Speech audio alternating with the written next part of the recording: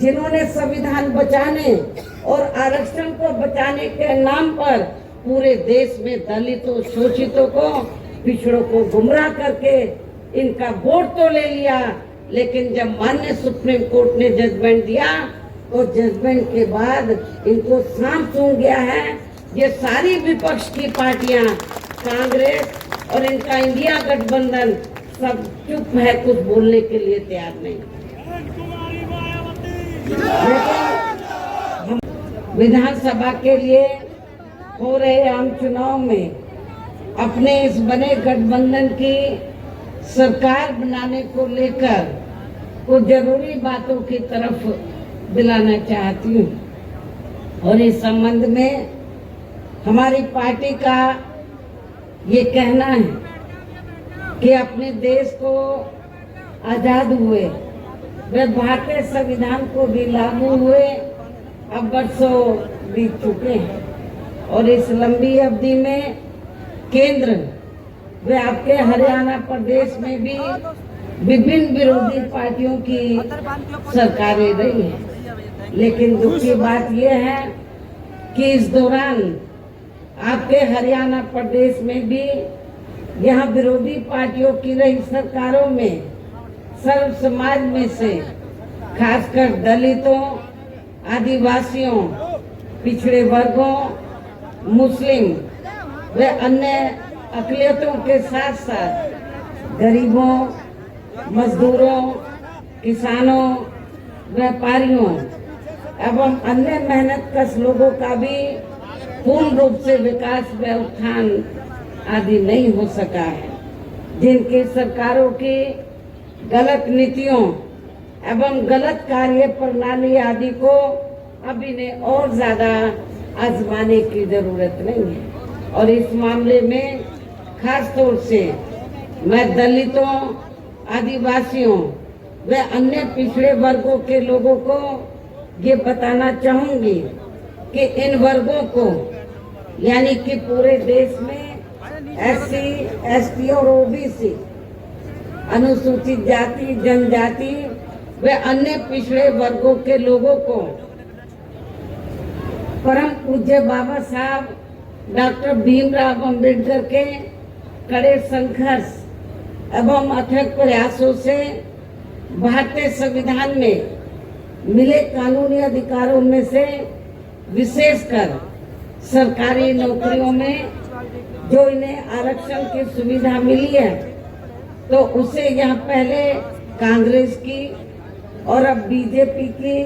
तथा अन्य पार्टियों की भी रही सरकारों की जातिवादी सोच व मानसिकता के चलते इन्हें ये आरक्षण का पूरा लाभ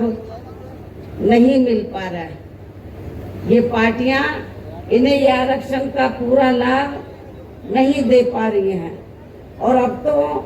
इनके इस आरक्षण को ये पार्टियां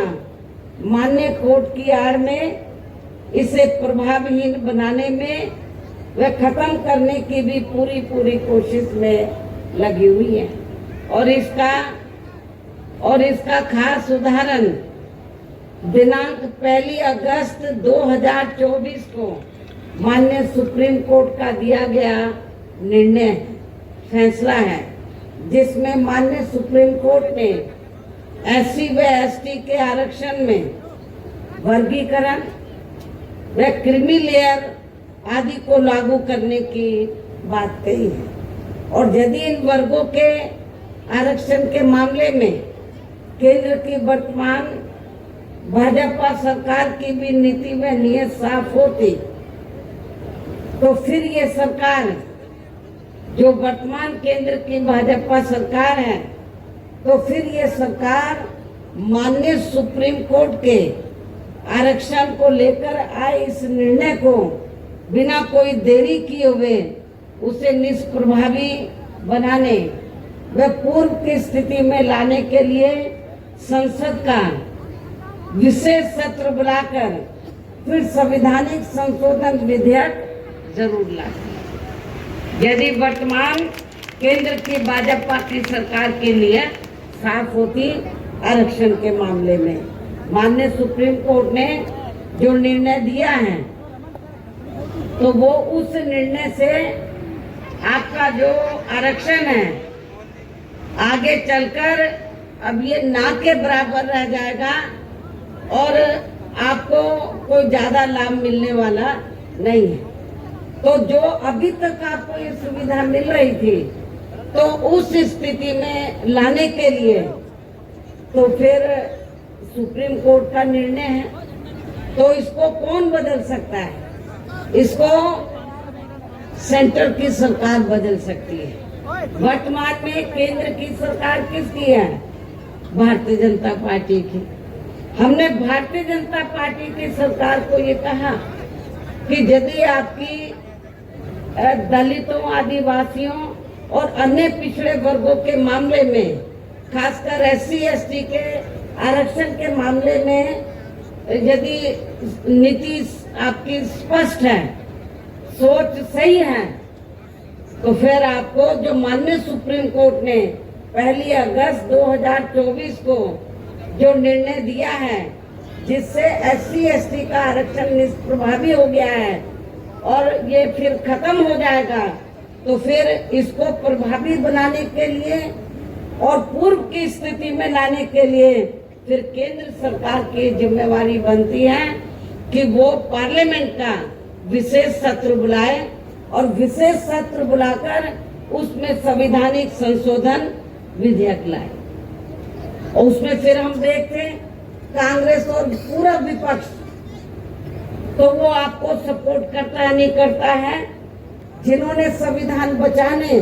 और आरक्षण को बचाने के नाम पर पूरे देश में दलितों, शोषितों को, पिछड़ों को गुमराह करके इनका वोट तो ले लिया, लेकिन जब माननीय सुप्रीम कोर्ट ने जजमेंट दिया तो जजमेंट के बाद इनको सांप सूंघ गया है